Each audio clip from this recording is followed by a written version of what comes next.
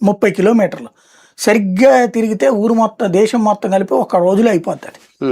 అలాంటి దేశం ఏదో అద్భుతం అనేటటువంటి ఒక పిచ్చి భ్రమలో చంద్రబాబు గారు ఉంటారు. అది ఒక బ్రోకర్ కంట్రీ. ఇదివరకు కనుక అమరావతి ఆడే కడతాడని చెప్పినట్టు ఇప్పుడు వాడికి అడ్మినిస్ట్రేషన్లో కాంగ్రెస్కి అద్భుతమైన టాలెంట్ ఉంది, తెలుగుదేశానికి అద్భుతమైన టాలెంట్ ఉంది. ఇవాళ ఓ రకంగా చెప్పాలంటే పొలిటికల్ మేనేజ్మెంట్ అని ఈ బ్రోకర్ సంస్థలు ఉన్నాయి కదా, ప్రశాంత్ కిషోర్ లాంటి, అవన్నీ ఒకప్పుడు ఈ పార్టీలు నేర్పినయే. కాంగ్రెస్కి బూత్ లెవెల్ నుంచి పై స్థాయి దాకా కమిటీలు ఉన్నాయి. అలాంటి సిస్టమ్ అంటే అడ్మినిస్ట్రేరియల్ సిస్టమ్ అది తెలుగుదేశంలో చంద్రబాబు తీసుకొచ్చాడు కదా. ఎన్టీ రామారావుకి జాతకాల చంద్రబాబు తీసుకొచ్చాడు కదా. ఆ రోజు నుండి ఈ రోజు వరకు వ్యవస్థీకృత నిర్మాణం చంద్రబాబు పర్ఫెక్ట్గా చేశాడు. మధ్యలో ఇంకా గన్నాయిలు ఆడి పేరేంటి ఇప్పుడు ఎవరినో తీసుకొచ్చారు కదా ఎలక్షన్స్ వీళ్ళు కూడా.